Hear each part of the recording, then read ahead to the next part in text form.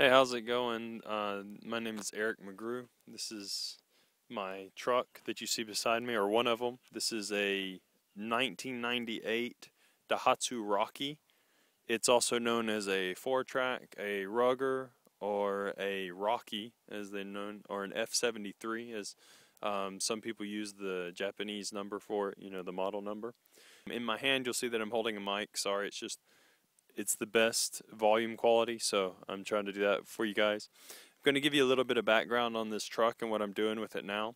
It's actually set without being used for about a year now, and so now I'm getting the truck back together for use, and I'm going to try to do a little bit of maintenance on it, as well as do a little bit of restoration to it. Nothing big in restoration, just trying to clean it up a little bit, get it ready so that it looks good, it's ready to be used again, and then probably going to end up selling it after that. So just so you guys have an idea of what I've done to the truck so far, it's sitting right now about 2 inches higher than it was. I have cranked the torsion bars up so that it lifted the front, and I have actually done a SOA on it, which is a spring over axle, because originally the trailing arms on the Jeep, the lower trailing arms, had the spring set upon the trailing arms, and tearing the trailing arms apart from the chassis mount bushing sockets.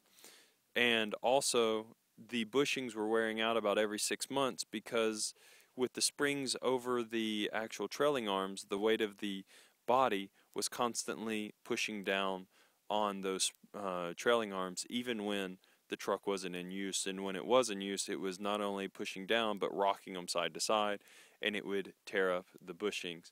So online I looked around, and the most effective idea was always a spring over axle setup. So I did that, and I also decided to convert it to a 3-link instead of a 4-link. Well, it was a great idea, but a horrible idea at the same time, because the application that I put into it wasn't the greatest. It ended up ripping a portion of a cross member out of the chassis, which I have to patch up. And I have actually returned it back to a 4-link. But what I'm going to do now is reconvert it to a 3-link, and I'm going to patch up the cross member, and I'm going to adjust and change the shock mounts on the axle that I set up.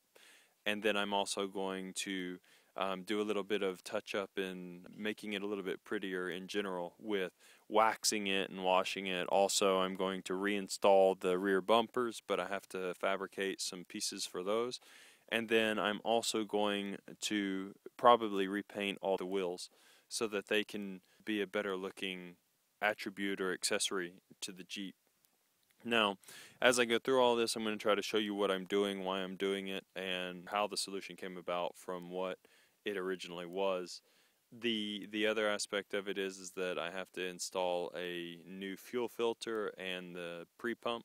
So I'm going to do that as well. I'll show you guys all a little bit about what I'm doing as I'm doing it. And over the next probably month or two, I hope to be able to get it all done and keep these videos coming as well. One thing I did forget to mention is that I also have to make a new exhaust system for the truck, and I will actually be bending the tube and everything with a pipe bender, so I'll show you guys how to do that and how it turns out as well.